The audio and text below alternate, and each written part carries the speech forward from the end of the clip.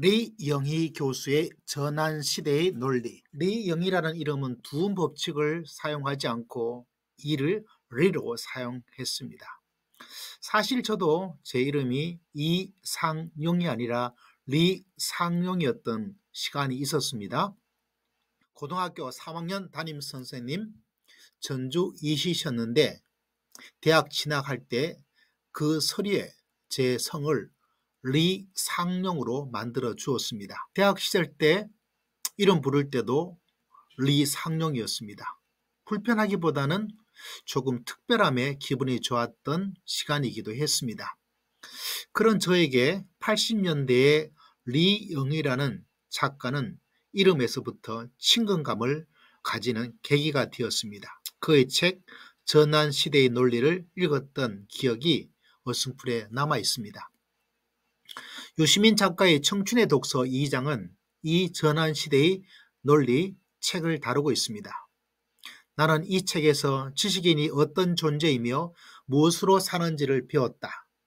리영희는 사상의 은사이며 품위 있는 지식인의 삶이 어떠해야 하는지를 가르쳐준 인생 교과서였다. 저에게는 유시민 작가와는 다르게 예수님이 계시고 성경이란 책이 있었기 때문에 전환시대의 논리를 읽었지만 유시민 정도의 급으로 생각하지는 않았습니다. 유시민은 책에서 베트남 전쟁 이야기를 합니다.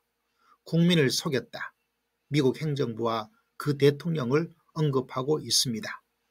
나의 베트남 선교사에게 물어보았습니다. 언젠가 몇 년 전이었죠. 베트남 전쟁에 대해서. 나의 친구였던 선교사가 말하기를 베트남 전쟁은 베트남에겐 민족 독립전쟁이었다. 지금의 평가도 아마 이런 평가가 많은 것으로 알고 있습니다. 가만히 생각해보면 광주 사태가 빨갱이 사건이라고 했던 저희 고등학교 시절, 베트남은 빨갱이 베트콩의 짓이라고 했던 그 뉴스 속에 살았던 시간들이 생각이 나기도 합니다. 참 이런 거짓 뉴스를 생산하고 전파하는 정부에 우리의 신앙, 민족의 교회는 협력자였고 그리고 협력자 중에 앞장선 모습의 시간을 가졌던 것이 기억이 납니다. 아찔하죠? 예수님의 이름을 사용하면서 반예수적 모습을 가졌던 시간이고 이게 또 무섭습니다. 지금도 그런 게 아닐까 하는 성찰을 하게 되죠. 유시민 작가는 이렇게 평가하고 있습니다. 리영희 선생은 맑은 영혼을 가진 지식인이었다.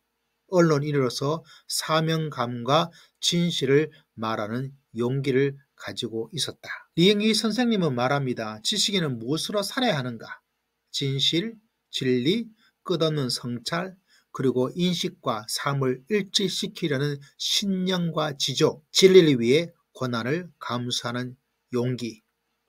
이것만 바라보면 마치 하나님께서 하나님의 말씀을 통해서 우리에게 주신 비전과 사명을 언뜻 생각나게 하기도 합니다. 진실, 진리, 성찰, 행동, 고난, 용기. 위대한 믿음의 선배들이 가졌던 아름다운 모습 가운데 다니엘도 이런 모습을 가지고 있었죠.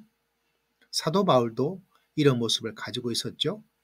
다윗도 이런 모습을 가지고 있었습니다. 너는 무엇으로 사느냐? 참 중요한 질문이죠. 해답은 끝이 없고요. 유시민 작가의 글은 이분법적인 도식을 가지고 있어서 조심해야 될 부분도 있는 듯 보입니다.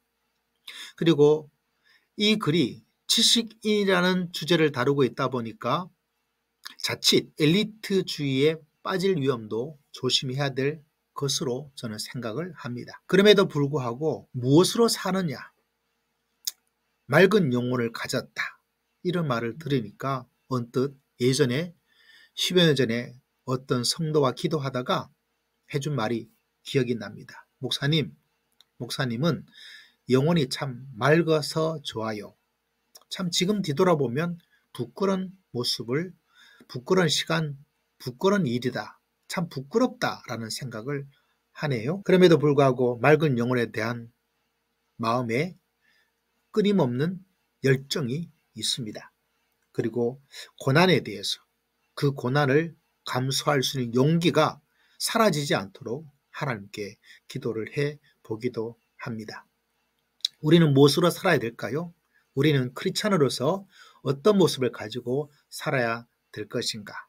하나님 앞에서 떳떳하고 하나님 앞에서 더럽지 않고 추잡하지 않고 맑은 깨끗한 사람으로 살 수 있다면 가장 성공한 인생이 아닐까라는 생각을 합니다.